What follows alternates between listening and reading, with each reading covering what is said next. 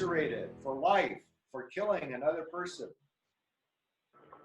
And this was from a book called Death and Violence on Reservations.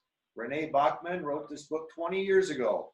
And at that time, in her research, 1 out of 3 Indian men was incarcerated.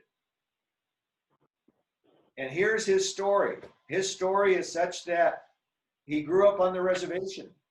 He was pulled out of his home because there was domestic violence and alcohol abuse, drug abuse.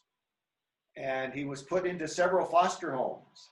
He was fostered into non-Indian foster homes.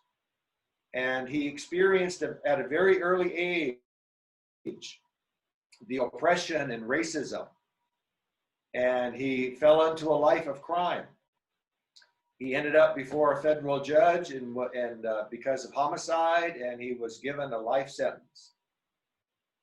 I'll just share personally, I'm one of 10 children. 3 of my siblings have ended up in prison. We all have relatives who are incarcerated. And the rates now are such that they're almost equal for our Native men and women. Equal numbers are being incarcerated. That's another example of systemic racism, colonization.